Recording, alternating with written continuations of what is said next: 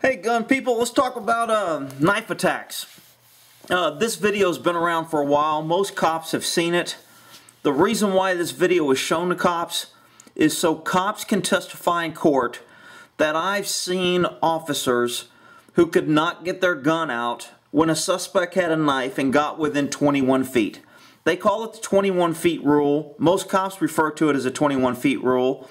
Unfortunately, cops can't stand at 21 feet and carry on a conversation and really conduct an investigation. That's a pretty fair distance.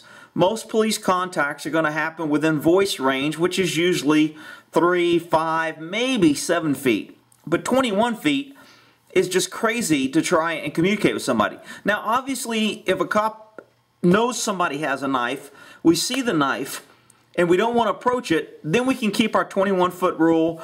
We can stop what's called lag time, and I talk about this in other videos. There's our reaction time, there's our lag time, there's a decision process, and a lot of things affect these things when an officer makes a decision to pull his gun and to use deadly force. It takes a lot more time to use deadly force than it does to actually stop using deadly force, because you've already started, you made the decision. So what happens is when a cop has to make a decision, the way the human mind works is when you perceive a threat, first you have to identify the threat, you have to then choose options on how to deal with it.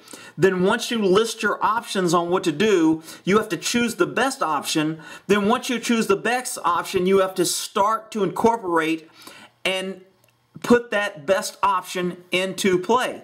Now, of course, as things change and progress, like all deadly force situations are, they're rapidly evolving, high-risk situations, usually in low light conditions, changing light positions, uneven ground, confined quarters, unfamiliar circumstances. Again, as all these things are changing, your mind is constantly reevaluating, redoing options, reestablishing decisions, and then making that decision on what option I want to take or what option I want to do. So this is basically the 21-foot rule. This guy gets on this guy pretty quick. What they do is they tell cops to come into a scenario, and I'll let this guy kind of explain it, and then I'll mute out the, I don't even know if oh yeah, I know how to mute. Because time and distance work for the offender. Time and distance always work for the offender. So we're going to play this video a little bit and let this guy explain this, and then I'll mute the sound and I'll go into my Here, officers have been told to investigate suspicious circumstances at night in a warehouse and react to what they find. At first glance, this officer's distance from the suspect looks safe enough. But an attacker can easily cover this distance faster than most officers can draw their guns. Notice he looks like he's going for ID. Close the distance between yourself and He's distracting the officer, looking like he's being cooperative. Purposeful decision. Once he decides to attack with a knife, it's done. They counted the guy. I think he stabbed him 21 times. This guy gets too close, but the guy looks legit. Yet when officers are asked how they would control a knife attacker, they usually say, "I'd shoot him," forgetting that they may not have time to in reality. Here, still notice how the officers go into retreat. Assume they can automatically use deadly force against a knifer. Notice how the officers retreat. They try to get distance. They go for their gun. The guy's already put the knife on him 10 times by the time they get their gun out. Panic sets in. 1, 2, 3. This guy tries to go down before he gets his gun out. His throat's cut. So, anytime you're facing a knife attack, here's where they go into the different scenarios. At 1 feet, you ain't got a chance. If a guy pulls a knife out and you don't have your gun out, you're pretty much screwed. 5 feet, you just don't have a chance. Remember, reaction is always slower than action. The guy with the knife gets to do the action. He gets to decide when, if, and once he goes for his knife, he already knows he's going to complete the act. So there's no process on other options. So his lag time and his thought process is very deliberate, quick, and fast. He doesn't have to think. Whereas cops have to go, why is this guy rushing me? Is that a weapon in his hand? Let me see if I can focus on the weapon. Let me try and get my gun out. Let me make sure I can shoot, because if it's not a weapon, I'm going to get sued. So all these processes slow down cops' reaction time. When I tell people that cops miss like 80% of the times they shoot, people go, oh man, you're crazy. Cops hit like 13 to 17% of the time when they shoot. We fire multiple rounds and we rarely hit our target. Why? Because we're reacting, we're retreating, we're evaluating. Our lag time takes longer because we're trying to conform with policy, with use of force. Are we going to get sued because the guy happens to be a different color? What's the background? Are there kids around? Am I going to, all these things slow cops' reactions down. It creates longer lag time. So, because of that, I'll start this back over so you can do it while I'm talking. Because of that is why cops lose, why cops miss bad guys, why cops don't hit the people that we think we're going to hit or that we're trying to hit, because we're in a somewhat of a panic, retreat, spray and pray, oh shit circumstance, to where, you know what, we're reacting to a threat and all we're trying to do is survive the violent, dangerous encounter. So, as a civilian, now cops, now that you've seen this video, you can actually use this to justify your use of force on a knife. You can say, I watched a training video that showed to police officers that says cops are trained at a 21-foot rule. If a guy pulls a knife within 21 feet, he's probably going to kill me before I can even get my gun out.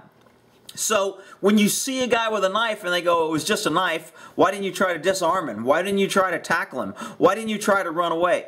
Because you're going to lose. Again, they did a count on this guy on one time, and he stabbed a guy 21 times before he got his knife out. Was able to cut him and slice him. 1, 2, 3, 4, 5. I mean, it's just amazing on how quick somebody can cover distance. So, again, the cops, this guy dropped down to one knee. Very bad tactical decision. He should have been retreating. What does retreating do? Retreating gives you time. Time is your friend. Time and distance is always your friend. The greater distance you have, the more time you have. The more time you have, the more you can evaluate your decision. The more you can decide on what course of action you're going to take, and then start to incorporate that action that you've taken. All this takes time. So distance and time is always your friend. A lot of times, most shootings happen within 3 to 5 feet. That's why I tell people when I'm training them in handguns, I see all these people trying to shoot their guns. They're buying a gun for accuracy. I want a longer barrel. I want to be able to hit somebody at 50 yards. You're not going to take a 50-yard shot, hardly ever. I mean, there's just very, very few circumstances that you're going to take a shot. In the military, I know of one time, an Air Force cop was on a bike patrol, and I think it was a robbery or he had a hostage, and he was able, I don't know how far it was able, he was close to 50, but he was able to hide behind a building, get his pistol out, and take a well-aimed place shot, and he shot and killed the guy. Very, very rare circumstances are you going to use force at that distance. It's too easy to miss. It's too easy for a background. It increases the travel time of your bullet. It increases the wind. All these factors start coming into play when you're shooting a handgun. Remember, a handgun is a defensive weapon. It's defensive because it's an oh shit weapon. It's when you're not going out hunting. People don't hunt with pistols. Rifles are offensive weapons. People hunt with rifles because they're long, they're more accurate, you can get a decent shot, it's more powerful. All these things make it an offensive weapon. Pistols are defensive. Pistols are more, oh shit, I wasn't planning on hunting, but now I'm in a life or death situation, or I'm being attacked, and now I'm in a prey or predator situation, and I have to shoot or defend myself or protect somebody or myself or others. So that's why they call pistols defensive. They're made for close encounters. They're not made for 50-yard shots. They're not designed for 50. The legal system doesn't really support or encourage 50-yard shots. It's much harder to justify at a distance long shot on what your greatest fear were. Why were you? Now if you're going for I'm protecting others, if there's a sniper running around a mall and he's shot 4 people and you've seen him and you're 50 feet away and you can get a drop on him and shoot him at 50 feet away, you're going to be okay because it's clearly that he's already killed somebody, he's a danger, and he didn't have to be an immediate danger to you. But remember, when you take these long distance shots, you can't claim I was in fear of my safety. You're going to have to be taking that long distance shot that you're in fear of safety or protecting others.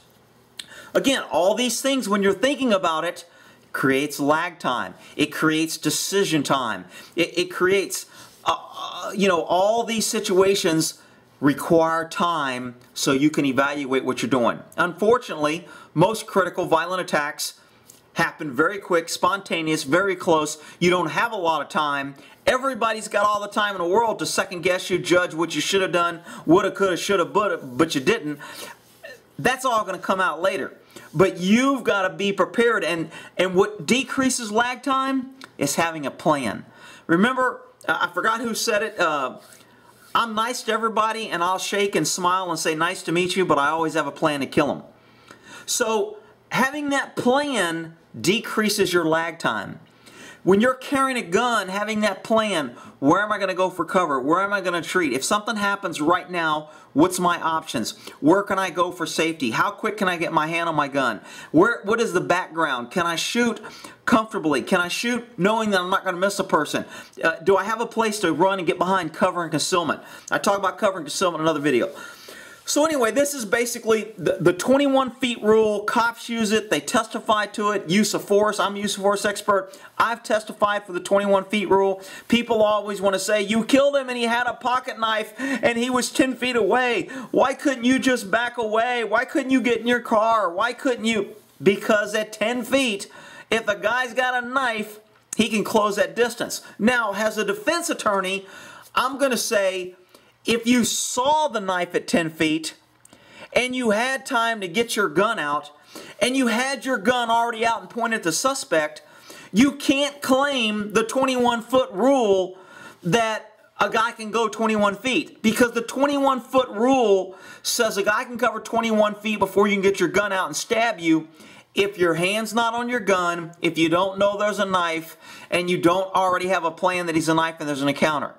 So anytime you get closer, you lose that ability to argue, oh, 21 feet. Because I know a lot of cops like, ah, shit, he's got a knife. I'll just holler 21-foot rule. Well, that's not true. If you're going into an armed suspect that you know's armed, your gun's out and you've got it at a low ready and you walk in, you see a guy, you can't shoot him at a 21-foot rule because you've changed the requirements that the 21-foot rule test proved to be, more or less a study that was proven to be accurate. 21 feet is if you don't know the guy's got a knife, he can cover that distance, get a knife out and stab you before you can get your gun out and put 2 shots on him. Now, can a guy be faster and more accurate and be less? Yes. Can a guy be slower? Yes. Can the suspect be faster or slower? Yes. Again, there's always variables that are constantly changing, so you can't have a plan of thought on this is what I'm going to say if I have to shoot somebody with a knife. You can know it, you can understand it, you can apply the rules, you can say that was part of your decision process, but don't rely on one thing on why you did something. The major thing when you use force is fear for my safety or others, and I didn't have a lot of other options. I tried to retreat, I tried to disengage, I wasn't the primary aggressor. It was the only choice I had in that situation. It was reactive, it was spontaneous, and I was fearful of my life and I was protecting myself or others. Those are the statements you want to use in all deadly force situations. That's what you want to say. But this is basically, I've been wanting to cover this. I haven't been able to find this tape. Has a copy, we have access to it. It looks like LiveLeak posted it, so I wanted to kind of memorialize it and get it on a video. This is basically the 21-foot knife rule. Okay? Hope that helps. Buddy Mr. T, you're good boys.